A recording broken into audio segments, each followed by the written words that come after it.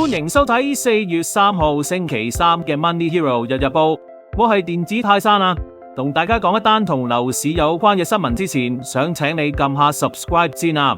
日日報仲喺起步階段，希望大家唔好吝嗇對我哋嘅鼓勵嘛。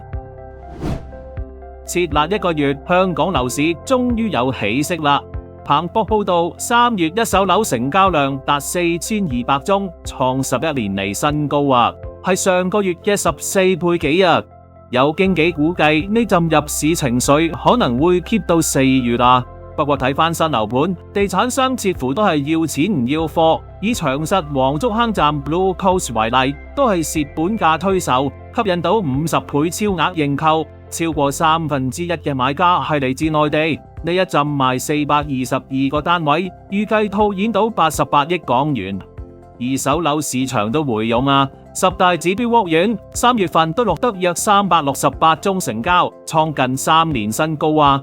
不過瑞銀就認為一手樓市場暢旺，會對二手市場樓價構成壓力，預測今年樓價整體會跌多5% 啊。上環太平山街嘅建山書店啱啱3月底結業，幾百人趁 last day 專程送別。書店賣嘅書種涉獵時事、藝術、文史哲類，近年亦搞過唔少文化分享會。建山舊年底已經預告將會結業，當時多個政府部門收到匿名投訴，連環去書店巡查票控，例如書店開業前已經有嘅地台，突然被指係非法佔用。對於結業原因同感受，店主話唔想多講啦。有大學教授指，一間書店同時經營出版、搞文化活動、放諸海外都係罕見啊，話建山結業係香港嘅損失啊。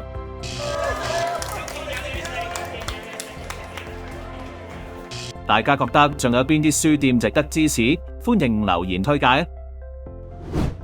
要數代表紐約市嘅動物，除咗忍者龜，仲有多到得人驚嘅老鼠啊！事關當地人平時只係將垃圾一袋袋咁放晒喺街，老鼠輕鬆咬爛個袋就有 pizza time 啦。近日紐約當局發起一場垃圾革命，自3月頭開始，要求超過20萬間食品企業將垃圾掉入硬蓋垃圾箱。2026年開始，住宅都要跟啊！有市民話實行之後，條街真係少咗好多老鼠。數據顯示，紐約市850萬人口，加埋每年幾百萬遊客，每日產生大約2000萬噸垃圾。依家先革命，只係遲好過冇咁咋。呢種針對老鼠嘅垃圾管理措施，都值得亞洲唔同地區借鏡嘅。夜機廉航嚟個快閃日本，一落機上依套開24分店又多嘅連鎖牛當店 Sukiya 快靚正之選啊嘛。不過 Sukiya 宣布，由於各種經營成本上升，今日起30%食品會加價，加幅介乎10至50日元不等，兼且喺當地時間夜晚10點至第二朝早5點多收7% 深夜附加費。日媒形容連鎖牛當店咁做並唔常見啊。